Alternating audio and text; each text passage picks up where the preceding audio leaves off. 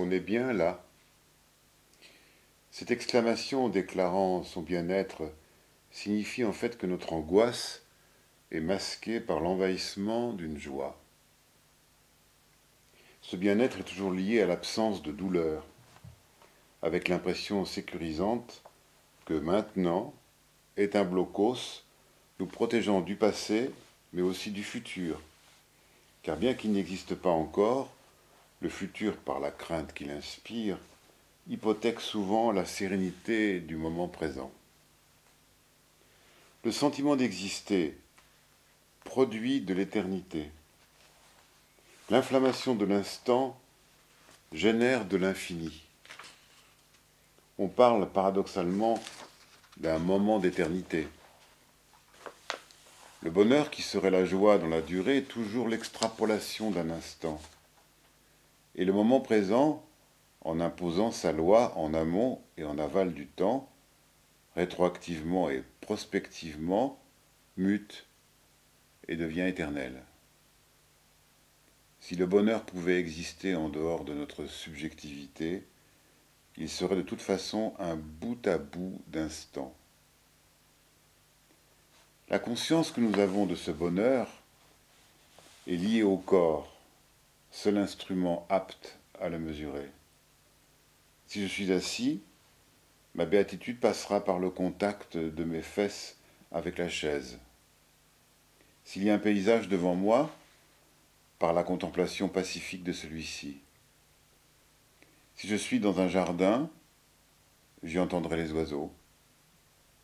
Si je suis à la campagne, il y aura au loin un tracteur, preuve de la vie industrieuse, dont le bruit me soufflera doucement à l'oreille qu'il y aura toujours des cultivateurs, et donc que j'aurai toujours à manger. Je serai convaincu que le paysan, lui aussi, est heureux sur son tracteur. Le volant qui entraîne violemment ses bras en fonction des accidents du terrain, je le verrai comme une allégresse. Si à ce moment-là il y a un enfant dans la maison, il jouera sans danger, ou il dormira. Une petite brise de temps en temps fera légèrement bouger les feuilles. L'expression « le temps s'est arrêté » veut dire qu'il est devenu éternel et confirme que toute sensation de durée est une extrapolation du moment présent. Celui-ci goûté, je peux m'en retirer très vite comme s'il avait suffi à me recharger en me donnant espace et perspective. L'envie d'agir reprend alors le dessus. Le bonheur peut n'avoir duré qu'une seconde, comme ces siestes réparatrices qui ne durent que le temps de l'endormissement. On est bien là est une expression qui veut dire qu'on est bien à cet endroit, là et pour toujours. Et si je décide de m'y installer, je peux très bien y être oublié par le temps, comme on oublie le grand-père dans le jardin qui s'est endormi dans son fauteuil en osier. Il sera réveillé par le froid, parce que le soleil aura décliné, puis disparu. L'ombre devenue hostile, le grand-père ne sera pas forcément heureux à son réveil. C'était tout à l'heure qu'il avait éprouvé un sentiment de paix universelle. Au moment où il venait d'être installé sous l'arbre protecteur, quand affectueusement on lui avait calé son coussin et qu'il avait vu son petit-fils jouer à ses pieds. Si le bonheur ou la joie d'exister est la jouissance de l'instant présent, commué en durée, il ne peut pas s'accommoder de la durée réelle. Parce que le sentiment d'éternité est ressenti exclusivement à l'instant où l'on réalise qu'on est bien là. En vacances, le moment névralgique, c'est le départ. Le moment où l'on charge la voiture, où l'on emballe les sandwichs dans du papier alu. On est tellement heureux de partir que, sitôt la voiture engagée sur la route, on sort les mêmes sandwichs de leur très provisoire emballage, ce qui n'est pas du tout rationnel en considération du chemin qu'il reste à parcourir. On vient à peine de prendre le petit déjeuner, et l'heure du déjeuner est encore loin. Mais chez les enfants qui pratiquent le plus spontanément cette anticipation, Il ne s'agit pas d'impatience, ils ne font pas un caprice, ils célèbrent ce moment de bonheur du départ en y associant l'ouverture du sandwich et sa dévoration. On s'ennuie en vacances.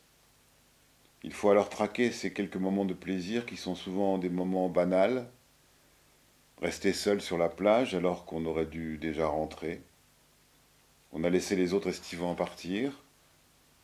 On oublie qu'il y a à la maison de location, que les autres membres de la famille y sont déjà, et s'inquiète sûrement de ne pas vous voir revenir. On n'a besoin de rien d'autre, en dehors d'être là. Le temps s'arrête, et cet instant, au regard de la longueur relative des vacances délimitées par le bail, est un espace infini. Pour accéder à cette jouissance, il faut laisser couler le temps comme on laisse filer une ligne dans le courant avec une soudaine irresponsabilité. La récompense sera l'apparition du rayon vert, l'éternité. Au bureau, il est 5 heures de l'après-midi. C'est l'heure de partir. Quelques employés palabrent. Le temps passe. Ils ne se pressent pas. Ils se laissent doucement prendre par cette force d'inertie qui secrète chez eux l'impuissance à partir. Et par un enchaînement d'instants inutiles où chacun se sent vivre, le plaisir est atteint. Les habitants du tiers-monde, certains pauvres et quelques vieillards en Occident, ont cette capacité à avoir ces orgasmes à répétition, apothéose du plaisir de ne rien faire. Les villageois des bords du désert palabrent sans fin à la sortie du village. Dans ce no man's land, entre maison et champ, espace choisi par eux parce qu'il est sans destination et qu'il n'appartient à personne en particulier, à la fois frontière et lieu de passage. Dans le jardin du Luxembourg, à Paris, des guérites en bois, peintes en vert, sont réparties aux quatre coins du parc. Du temps où les jardins étaient peuplés de gardiens de square, elles leur servaient d'abri. Aujourd'hui, ce sont les tableaux dans les musées représentant ces mêmes guérites vertes qui sont gardées. Et si je voyais maintenant quelqu'un en uniforme dans un de ces abris, je ne ressentirais pas ce même sentiment d'intemporalité que je ressens en les voyant vides. Un objet qui a perdu sa fonction, en devenant inutile, gagne son habit de poésie. La guérite verte révèle en un seul regard la somme de ce qu'elle a été et de ce qu'elle est devenue, et sur ma rétine se dessine une silhouette lumineuse qui enchante mon imaginaire et qui lui ressemble. La nostalgie, souvent considérée comme un sentiment rétrograde, est en fait ce processus fécond qui permet de revisiter le passé en le contemplant à son aise. Au moment où les événements évoqués avec nostalgie se produisirent, leur asservissement au temps nous empêchait d'en profiter pleinement. Le souvenir est comme un os dont le chien s'empare et qu'il emporte dans un coin à l'écart pour le ronger tranquillement. Seule la nostalgie, c'est-à-dire la remémoration, peut donner cette sensation d'heureux ruminement. Le photographe qui prend un cliché d'un centième de seconde sait qu'avec l'image de ce micro-instant, il fixe sur la pellicule un événement dont il ne parvient pas à profiter sur le moment parce que le temps se déplace sans cesse, filant entre les doigts comme du sable. Une fois rentré chez lui, il regardera l'instantané qu'il a pris. Tranquillement assis devant l'écran de son ordinateur, il va reconstituer ce qu'il a photographié et s'en délecter. C'est pour cette raison qu'en photo, on parle de capture. Et la nostalgie est la compensation positive au fait de ne pas avoir pu ou su vivre cet instant au moment où il se produisait. La pellicule l'a ravi pour en jouir ultérieurement. En entendant la même musique que j'écoutais hier, je mesure aujourd'hui que les moments auxquels elle était associée étaient des moments heureux. Comme le cliché photographique, le morceau de musique les a enregistrés en s'associant à eux. Et quand on ne peut pas ou ne veut pas profiter du présent, on peut toujours l'épargner en faisant des clichés ou des films.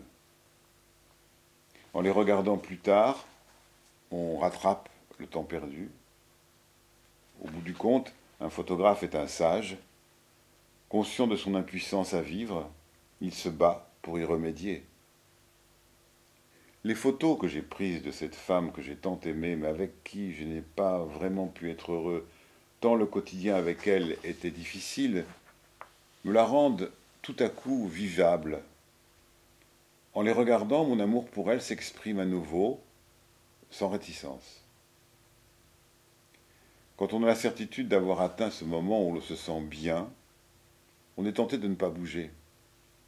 On pense que le bonheur est un animal qui s'approche pour vous renifler parce que vous êtes vivant, mais à la condition que vous restiez immobile pour ne pas l'effaroucher. Un mouvement brusque, et le bonheur, comme l'animal, s'enfuit. L'enfant ou la petite fiancée qui s'endort dans vos bras crée une telle impression de béatitude qu'on a envie de la prolonger au prix d'une parfaite immobilité. Mais vouloir ne pas réveiller l'enfant, ou la petite fiancée endormie en ne bougeant pas, c'est tenter de conserver quelque chose qui n'existe plus. L'enfant ou la petite fiancée continue à dormir, mais vous êtes au bord de la crampe. Ce qui était vivant, c'était seulement le moment précis où vous avez réalisé que l'enfant ou la petite fiancée s'était endormi dans vos bras. C'est cette conjonction entre l'endormissement et la conscience de l'endormissement qui produit l'image positive et définitive. La scène impose alors sa propre temporalité, et cet instant d'éternité ne peut pas être prolongé parce qu'il ne dure en fait qu'une seconde. J'ai la même impression devant un tableau de Cézanne. En le regardant, je pressens la fulgurance de l'instant où le résultat fut définitif, l'œuvre achevée, et en même temps, comme le dit Peter Handke devant une peinture du même Cézanne au musée du jeu de paume à Paris, le tableau est là pour toujours.